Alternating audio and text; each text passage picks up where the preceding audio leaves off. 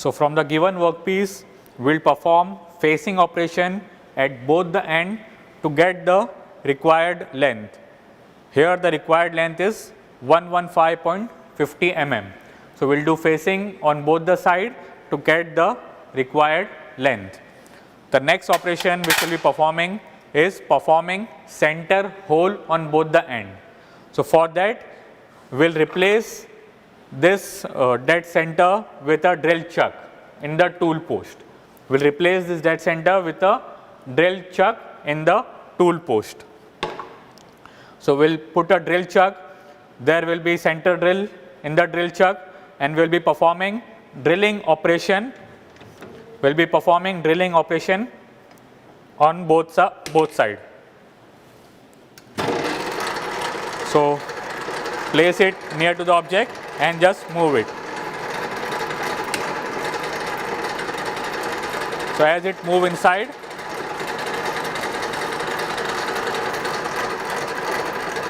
we'll get a hole. So you can see we have drilled a hole on one side. Similar way, we'll drill a hole on the other side also.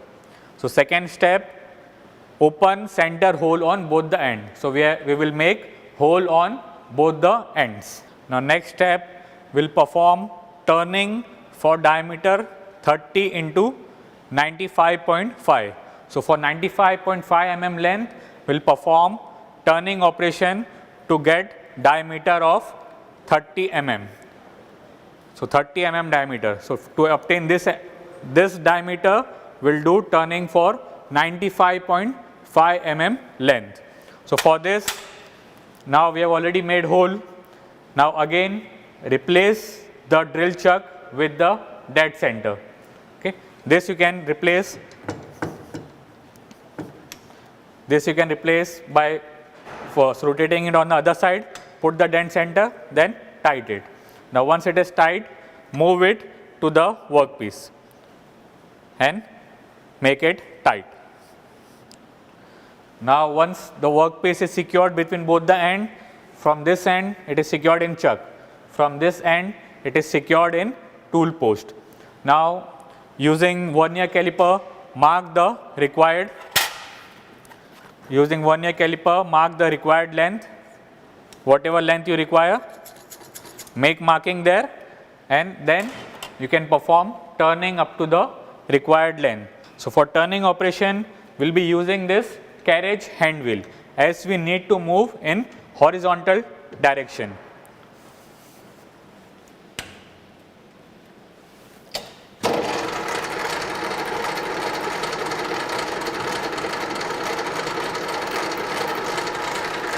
So the rotation motion is called cutting motion.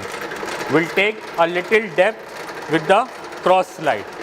Using the cross slide, we'll insert the tool a little inside the workpiece. Then using the hand wheel, we'll perform feed motion and perform the operation. So you can see we need to move slowly up to the required length. So this is how you perform turning operation. For turning, we'll be using hand wheel.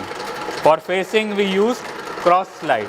But for turning, we'll be using hand wheel. So slowly move the hand wheel up to the required length.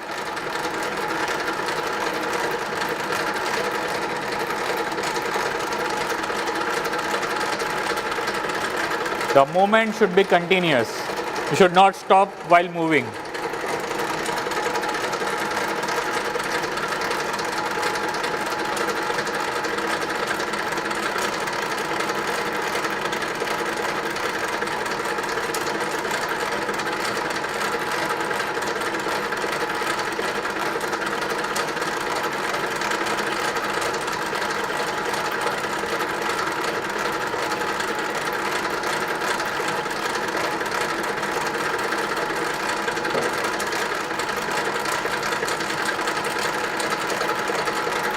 So like this way, each time taking a little depth perform turning.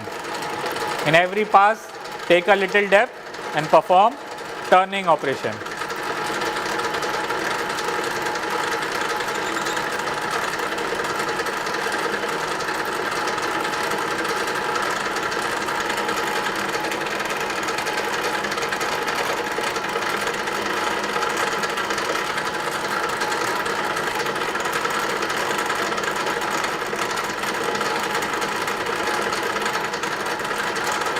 Pass will take a little depth and perform turning operation till we acquire the required dimension. Then again,